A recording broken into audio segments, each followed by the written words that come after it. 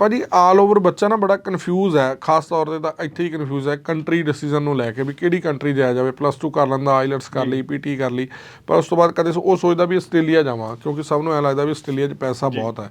ਤੇ ਕਿਵੇਂ ਦੇਖਦੇ ਹੋ ਸਾਰਾ ਕਿਸ ਤਰ੍ਹਾਂ ਦੇ ਨਾਲ डिसीजन लेना चाहिए कि इस कंट्री लिए मेरी एलिजिबिलिटी है या इस कंट्री लिए ही मैं जाऊँ? देखो सर, बच्चों को जब भी डिसीजन लेना है, बच्चों को डिसीजन लेना है अपने मार्क्स देखकर। सबसे पहले उनको डिसीजन ये लेना है कि वो किस कंट्री में जाना चाहते हैं। ठीक है, एक बच्चा है वो ऑस्ट्रेलिया में जाना चाहता है, सबसे क्या उसके पास अपनी फंडिंग है? क्या वो अफोर्ड कर सकता है ऑस्ट्रेलिया की ट्यूशन फीस? क्या वो जीटी क्लियर कर सकता है? क्या उसके इतने मार्क्स हैं? ये देख लो। अगर है तो जाओ ऑस्ट्रेलिया, किसने मना किया?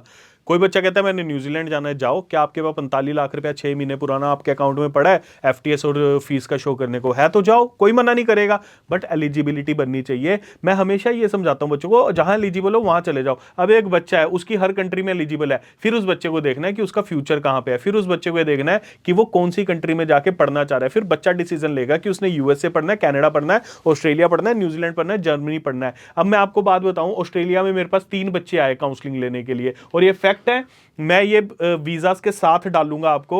तीनों बच्चों को मैंने ऑस्ट्रेलिया मना कर दिया। कहता सर वो एजेंट तो मेरे को कह रहा है आफ्टर वीजा पैकेज कर लो, मैं 2023 पास आउट हूं, मेरा 100% श्योर वीजा आएगा। मैंने कहा ब्रदर एक काम करो, आप वहां पर पैकेज करवाए आओ, अगर फिर भी कुछ नहीं बनता मेरे पास आ जाना, पर मैं आपका केस नहीं लूंगा। सर उन तीनों बच्चों ने मेरे पास जर्मनी अप्लाई किया, क्योंकि उनकी एलिजिबिलिटी जर्मनी के लिए बहुत ज्यादा बन रही थी। जब वो बच्चे पैसा खर्चने को तैयार है तो जर्मनी की फीस भरे, वहां पे अपना ब्लॉक अकाउंट खुलवाएं और जर्मनी में पढ़ेगी। इससे अच्छा ऑप्शन जर्मनी का जर्मनी का की ऑप्शन है भाई? जर्मनी के लिए एलिजिबिलिटी की है सर? जर्मनी के लिए एलिजिबिलिटी है ओवरऑल 6 बैंड चाहिए।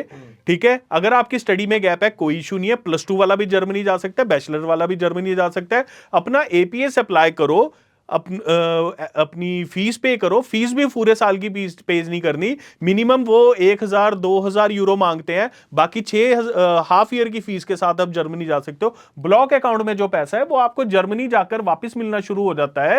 तो सेम कनाडा जैसा सिस्टम है जर्मनी का, न्यूजीलैंड जैसा सिस्टम है जर्मनी का। एफटी अपना ब्लॉक अकाउंट के बेस पे आप जर्मनी अप्लाई कर सकते हो। और कई यूनिवर्सिटीज ऐसी है जिसमें एपीएस की भी आपको जरूरत नहीं पड़ेगी, जो यूके बेस्ड यूनिवर्सिटी है, वहां पे आपके 3 महीने एपीएस के भी बच जाते हैं। तो जर्मनी भी एक अच्छी ऑप्शन है अगर कोई बच्चा आइल्स वाला बच्चा जर्मनी जाकर पढ़ना चाह रहा है। तो ਜਰਮਨੀ ਦੇ ਲਈ ਵੀ ਅੱਛੀ ਆਪਸ਼ਨ ਤੁਹਾਡੇ ਲਈ ਹੈਗੀ ਹੈ, ਜਰਮਨੀ ਸਟੱਡੀ ਵੀਜ਼ਾ ਵੀ ਤੁਸੀਂ ਲੈ ਸਕਦੇ ਹੋ। ਹੋਰ ਕਿੰਨੀਆਂ ਆਪਸ਼ਨਸ ਨੇ? ਕੈਨੇਡਾ ਦੀ ਗੱਲ ਕੀਤੀ ਹੈ ਆਪਾਂ, ਯੂਐਸ ਦੀ ਗੱਲ ਕੀਤੀ ਹੈ, ਕੈਨੇਡਾ ਦੇ ਜਿਹੜੇ ਯੂਐਸ ਦੇ ਨਵੇਂ ਰੂਲ ਨੇ ਉਹਨਾਂ ਬਾਰੇ ਗੱਲ ਕੀਤੀ ਹੈ। ਔਰ ਜੇਕਰ ਕੋਈ ਹਜੇ ਵੀ ਸੋਚ ਰਿਹਾ ਕਿ 2 ਨੰਬਰ ਦੇ ਵਿੱਚ ਵਿਦੇਸ਼ ਜਾਇਆ ਜਾਵੇ, ਉਸ ਨੂੰ ਧਿਆਨ ਰੱਖਣਾ ਚਾਹੀਦਾ ਬਹੁਤ ਜ਼ਿਆਦਾ।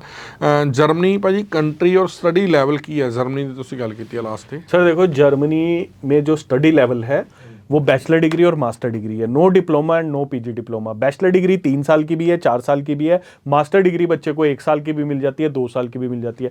18 महीने का स्टे बैक ऑप्शन मिलता है जर्मनी में बच्चे को, तो 18 महीने के स्टे बैक ऑप्शन में बच्चा अपना वीजा एक्सटेंड करा सकता है। साथ साथ जर्मनी में डच लैंग्वेज चलती है। अब बच्चे बोलेंगे कि हमें तो डच लैंग्वेज आती नहीं, तो जर्मनी में जितनी पढ़ाई होती है वो इंग्लिश लैंग्वेज में होती है, साथ साथ उन्हें ट्रेनिंग दी जाती है डच लैंग्वेज की, क्योंकि जब उनको जॉब में जाना है, उनको फुल टाइम जॉब करनी है, तो उनको डच लैंग्वेज मैंडेटरी है। मैं झूठ नहीं बोलूंगा आपसे कि विदाउट डच लैंग्वेज आपको परमानेंट जॉब मिलेगी।